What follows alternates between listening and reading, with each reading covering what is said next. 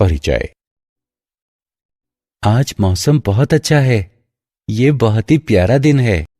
मुझे लगता है कि वर्षा अभी शुरू ही होने वाली है। हमें जितनी जल्दी हो सके अपने घर पहुंच जाना चाहिए। हाँ, तुम ठीक कह रहे हो। ओह, वर्षा शुरू हो गई। भाई, क्या मैं तुमसे कुछ पूछ सकता हूँ?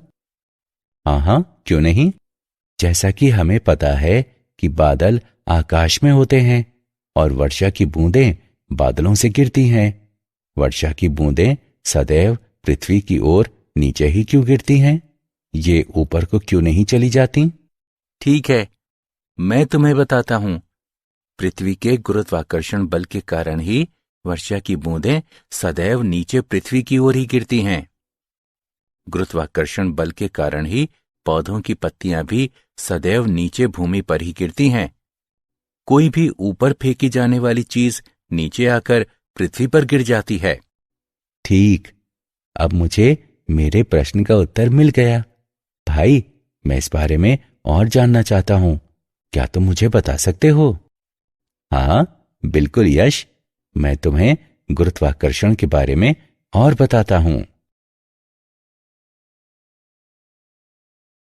उद्देश्य।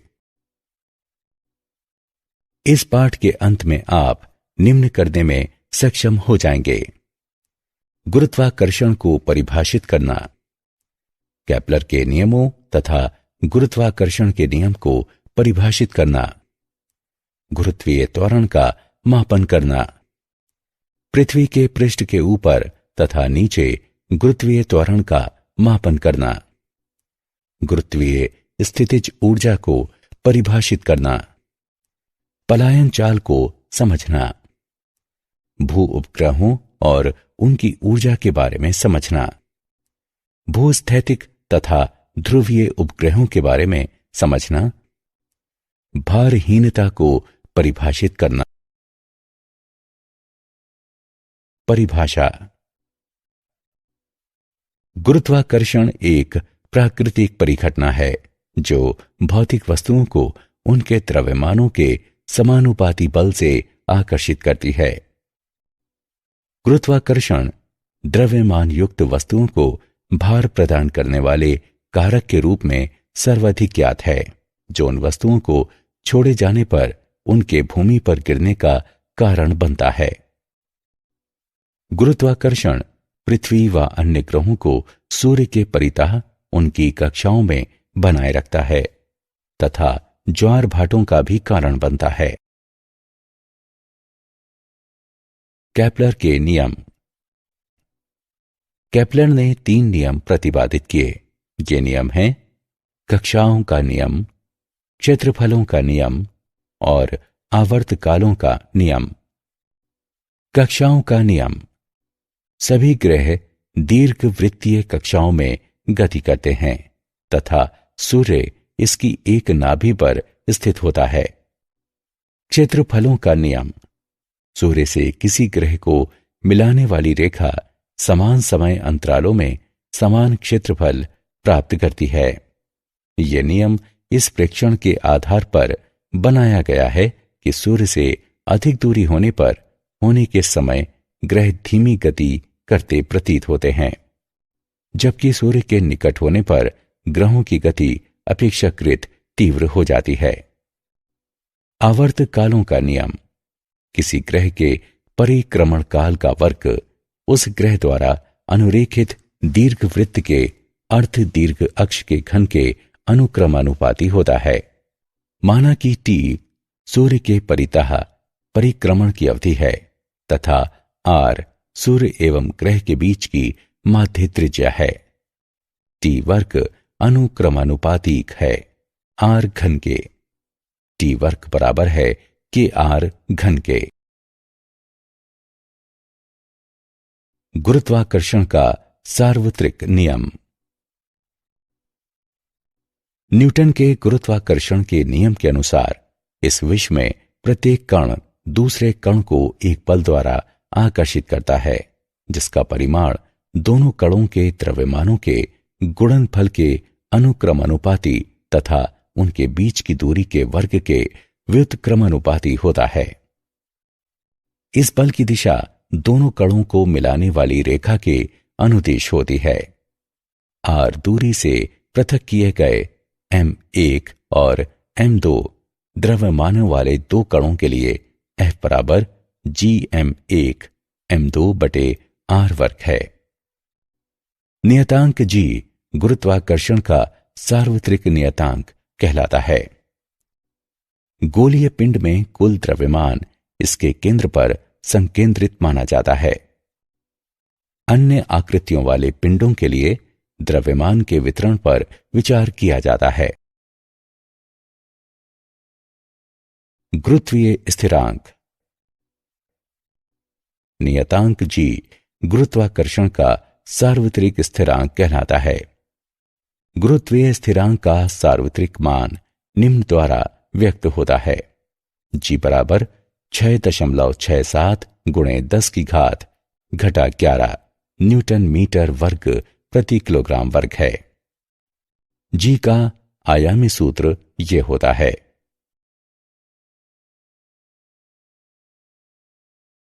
पृथ्वी का गुरुत्वीय त्वरण। जब एक वस्तु पृथ्वी पर होती है जबकि दूसरी वस्तु इसके पृष्ठ पर या इसके निकट होती है, तो पृथ्वी द्वारा अन्य वस्तु पर लगाया जाने वाला आकर्षण का बल गुरुत्वीय बल कहलाता है। अतः वो बल जिसके द्वारा पृथ्वी किसी वस्तु को अपने केंद्र की ओर आकर्षित करती है, तो ये गुरुत्व कहलाता है। पृथ्वी के पृष्ठ पर रखी m द्रव्यमान की कोई वस्तु एक बल का अनुभव करती है, जिसे निम्न रूप में व्यक्त किया जाता है, जहां me द्रव्यमान तथा re पृथ्वी की त्रिज्या है। गति के नियमों के अनुसार इस बल के कारण वस्तु एक त्वरण g का अनुभव करती है, जो निम्न रूप में व्यक्त किया जाता है। स्मॉल g बराबर कैपिटल G गुणे me बटे re वर्ग। पृथ्वी के पृष्ठ के नीचे तथा ऊपर गुरुत्वीय त्वरण। पृथ्वी के पृष्ठ पर g का मान एक स्थान से दूसरे स्थान पर परिवर्तित होता है, तथा जब हम पृथ्वी के पृष्ठ के ऊपर और नीचे जाते हैं तो भी ये परिवर्तित होता है। ऊंचाई के साथ परिवर्तन। पृथ्वी के पृष्ठ के ऊपर जाने पर g का मान कम हो जाता है। m द्रव्यमान की वस्तु को पृथ्वी के पृष्ठ के ऊपर h ऊंचाई तक उठाने पर गुरुत्वीय त्वरण निम्न होगा। g डैश बराबर g गुणे 1 माइनस 2h बटे r। गहराई के साथ परिवर्तन। जैसे जैसे हम पृथ्वी के पृष्ठ के अंदर जाते हैं, पृथ्वी का अपने केंद्र की ओर वस्तु को आकर्षित करने वाला द्रव्यमान घटता जाता है और इसलिए g का मान निरंतर घटता है। पृथ्वी के पृष्ठ के नीचे h दूरी पर एक वस्तु m के लिए गुरुत्वीय त्वरण निम्न होगा। g डैश बराबर g गुणे 1 माइनस 2h बटे re। गुरुत्वीय स्थितिज ऊर्जा। गुरुत्वीय क्षेत्र में एक बिंदु पर गुरुत्वीय स्थितिज ऊर्जा एक इकाई द्रव्यमान को अनंत से उस बिंदु पर लाने के लिए किए गए कार्य की मात्रा होती है। जब m द्रव्यमान को अन्य द्रव्यमान m के गुरुत्वीय क्षेत्र में एक स्थिति से अन्य स्थिति में इससे दूर हटाया जाता है, तो m और m के बीच गुरुत्वाकर्षण बल के विरुद्ध बाह्य बल द्वारा कुछ कार्य किया जाता है। किया गया कार्य m द्रव्यमान से इसकी गुरुत्वीय स्थितिज ऊर्जा के रूप में जुड़ जाता है। अतः किसी बिंदु पर m द्रव्यमान की गुरुत्वीय स्थितिज ऊर्जा उस बिंदु पर गुरुत्वीय स्थितिज ऊर्जा तथा m द्रव्यमान के गुणनफल के बराबर होती है। पलायन चाल। क्या हम किसी वस्तु को इतने अधिक आरंभिक वेग से फेंक सकते हैं कि ये वापस पृथ्वी पर ना गिरे? हां, यदि हम किसी वस्तु को पलायन चाल से फेंकें तो ये वापस पृथ्वी पर नहीं गिरेगी। पलायन चाल वो न्यूनतम चाल होती है जिससे पृथ्वी के पृष्ठ से प्रक्षेपित की गई कोई वस्तु पृथ्वी के गुरुत्वीय क्षेत्र से बाहर निकल जाती है। पृथ्वी के लिए पलायन चाल v बराबर 11.2 किलोमीटर प्रति सेकंड है। चंद्रमा के लिए पलायन चाल v बराबर 2.3 किलोमीटर प्रति सेकंड है। यही कारण है कि चंद्रमा पर कोई वायुमंडल नहीं है। यदि चंद्रमा के पृष्ठ पर गैसीय अणु बने तो उनकी चाल 2.3 किलोमीटर प्रति सेकंड से अधिक होने के कारण वे चंद्रमा के गुरुत्वीय क्षेत्र से बाहर पलायन कर जाएंगे। उदाहरण। आइए पलायन चाल का एक उदाहरण देखें। चंद्रमा के पृष्ठ पर पलायन चाल की गणना करें। चंद्रमा का द्रव्यमान, चंद्रमा की त्रिज्या और जी का मान दिए गए हैं। आइए इसका हल देखें। दिया है चंद्रमा की त्रिज्या r बराबर 1.7 गुणे 10 की घात 6 मीटर। चंद्रमा का द्रव्यमान m बराबर 7.35 गुणे 10 की घात 22 किलोग्राम। पलायन चाल बराबर √2gr। जी का मान रखने पर हम पाते हैं कि पलायन चाल बराबर √2gm/r। मानों को प्रतिस्थापित करने पर हम पाते हैं कि पलायन चाल बराबर 2.4 गुणे 10 की घात 3 मीटर प्रति सेकंड। भू उपग्रह। भू उपग्रह वे वस्तुएं हैं जो पृथ्वी के परितः परिक्रमा करती हैं। इनकी गति ग्रहों की सूर्य के परितः गतियों के बहुत समान होती हैं और इसलिए केपलर के ग्रहीय गतियों के नियम इन पर भी समान रूप से लागू होते हैं। पृथ्वी के परितः प्रत्येक उपग्रह की कक्षा या तो वृत्तीय होती है या दीर्घवृत्तीय। चंद्रमा पृथ्वी का एकमात्र प्राकृतिक उपग्रह है जिसकी कक्षा लगभग वृत्तीय है और जिसका आवर्तकाल लगभग 27.3 दिनों का है। कृत्रिम उपग्रह ऐसी वस्तु होती है जो कक्षा में मानवीय प्रयास से स्थापित की जाती है। कृत्रिम उपग्रहों के निम्न उपयोग हैं। ऊपरी वायुमंडल का अध्ययन करना, मौसम का पूर्वानुमान करना, अंतरिक्षीय विकिरण और सौर विकिरणों का अध्ययन करना, पृथ्वी की आकृति का अध्ययन करना तथा पृथ्वी की ऊपरी परत में खनिज पदार्थों और जल की उपस्थिति की खोज करना, उल्का पिंडों का अध्ययन करना और रेडियो, टेलीविजन तथा टेलीफोन के सिग्नलों को प्राप्त और संप्रेषित करना। एक कक्षीय उपग्रह की ऊर्जा। वृत्तीय कक्षा में पृथ्वी का चक्कर काटने वाले उपग्रह में गतिज तथा स्थितिज ऊर्जा होती है। चूंकि यह पृथ्वी के गुरुत्वीय क्षेत्र में होता है इसलिए इसकी स्थितिज ऊर्जा U बराबर -GMEM/RE होती है, जहां M उपग्रह का द्रव्यमान है। उपग्रह की गतिज ऊर्जा के बराबर 1/2 mv0 वर्ग होती है, जहां v0 कक्षा में इसकी चाल है। वृत्तीय गति के लिए आवश्यक अभिकेंद्रीय बल गुरुत्वाकर्षण द्वारा प्रदान किया जाता है। उपग्रह की गतिज ऊर्जा के उपग्रह की कुल ऊर्जा बराबर गतिज ऊर्जा प्लस स्थितिज ऊर्जा। गणना करने पर हम पाते हैं कि कुल ऊर्जा बराबर -1/2 GMEM/RE। चूंकि उपग्रह की कुल ऊर्जा ऋणात्मक होती है इसलिए ये पृथ्वी के परितः घूमता रहता है। उपग्रह के पृथ्वी के गुरुत्वाकर्षण से पलायन कर जाने के लिए इसकी कुल ऊर्जा 1/2 GME/m/RE होनी चाहिए, जिससे इसकी कुल ऊर्जा 0 हो जाती है। ये ऊर्जा उपग्रह की बंधन ऊर्जा कहलाती है।